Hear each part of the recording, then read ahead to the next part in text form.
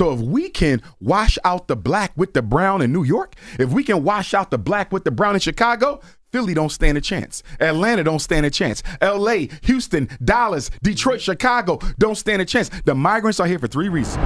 Hey guys, I'm on a press tour this week, but we didn't want you to miss this clip. Bottom line is when Joe Biden got elected, he said he wanted to fast track 4 million undocumented residents to full citizenship. Black people completely ignored it. I spoke on it. I said, do you know why he want to fast track 4 million? Because he know he's not going to do nothing for us. We ain't going to be motivated to vote for him in November. So what he's going to do is have these migrants already set up with citizenship so they can replace the black vote that he loses.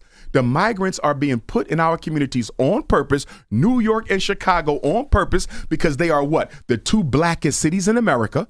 They're the 2 largest cities in America. They're the 2 most politically conscious black communities in America. So if we can wash out the black with the brown in New York, if we can wash out the black with the brown in Chicago, Philly don't stand a chance. Atlanta don't stand a chance. LA, Houston, Dallas, Detroit, Chicago don't stand a chance. The migrants are here for 3 reasons. Replace us at the polls.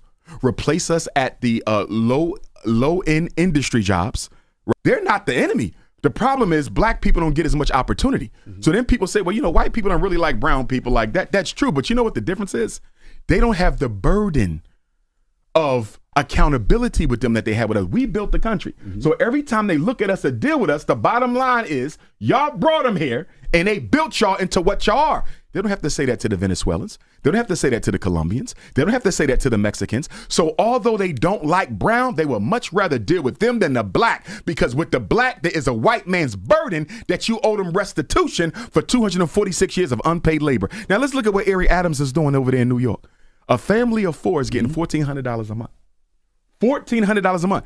Do you know that that's more than what some of the veterans are getting with a child? They're getting more money than veterans who served in the military. Damn. Not only that, they're getting free food stamps, free child care, and permanent housing.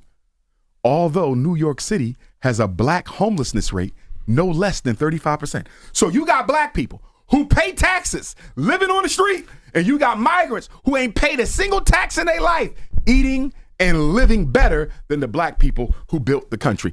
If I was talking to Eric Adams and Brandon Johnson of Chicago, I would ask them something. What is the Democratic Party giving you guys that you're willing to sacrifice your political future to push this migrant agenda? Because I don't see how they get reelected by black folks. I don't see how. And if your city goes to the migrants, you can best believe the migrants ain't electing no black person to mayorship. So you're literally dying on your sword for the Democratic Party.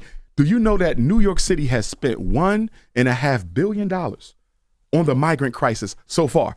It's projected that this year, 2023 was $1.5 billion to take care of the migrants. $1.5 billion. 2024 and 2025, they said it will cost New York City $9 billion. Chicago has spent about $350 million this year on the migrant crisis, and that's expected to quadruple. And you know what was so disrespectful about Chicago with regard to Brandon Johnson?